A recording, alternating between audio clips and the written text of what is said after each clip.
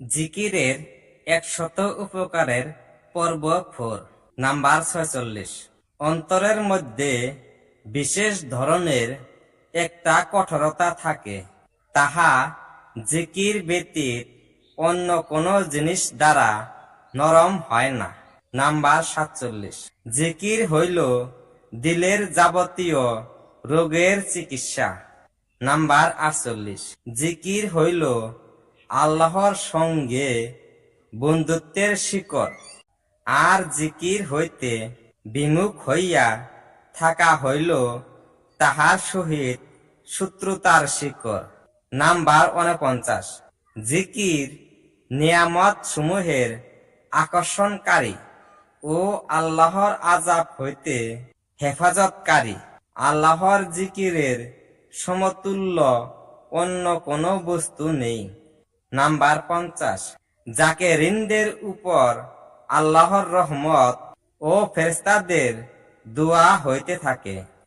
Number 51।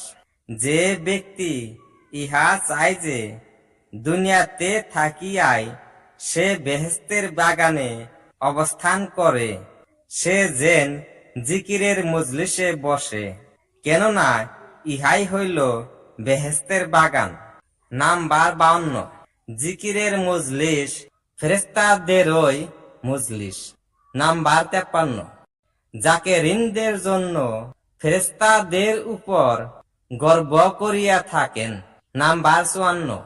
যাহারা সর্বদা জিকিরে মগ্ন থাকিবে, তাহারা হাসিতে হাসিতে বেহেশতে প্রবেশ করিবে। নাম্বার 55।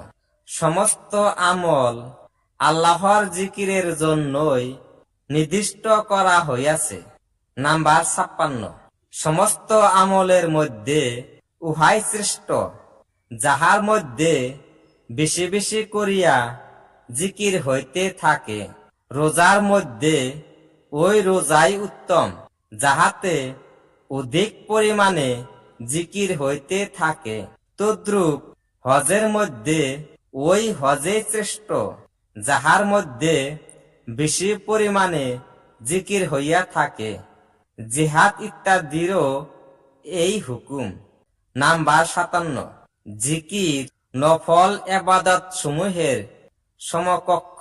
হাদিসে বর্ণিত আছে, গরিব মিসকিনদের একটি দল হুজুরে পাক সাল্লাল্লাহু আলাইহি সাল্লামের নিকট অভিযোগ করিল যে, যে ধনী ব্যক্তিরা উচ্চ মর্যাদা সমূহ লাভ করিয়া যাইতেছে, যেহেতু তাহারা নামাজ রোজায় আমাদের শরীক, কিন্তু হজ ওমরা ও জেহাদ ইত্যাদিতে মাল খরচ করিয়া আমাদিগকে ডিঙ্গিয়া যাইতেছে।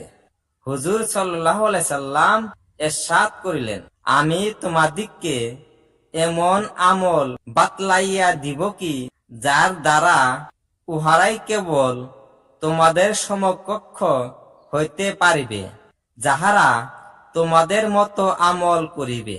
তারপর হুজুর সাল্লাল্লাহু আলাইহি সাল্লাম তাহাদিগকে প্রত্যেক নামাজের পর সুবহানাল্লাহ, আল্লাহু আকবার পড়ার তালিম দিলেন।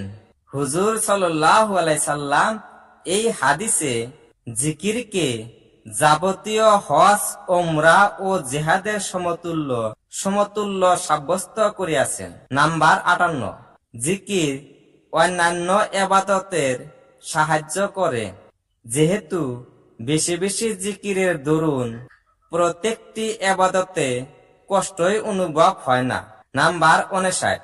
জিকিরের দরুন যে কোনো কষ্ট আসান হইয়া যায়, যে কোনো কঠিন কাজ সহজ হইয়া যায় এবং যাবতীয় বিপদ কাটিয়া যায়। নাম্বার 60।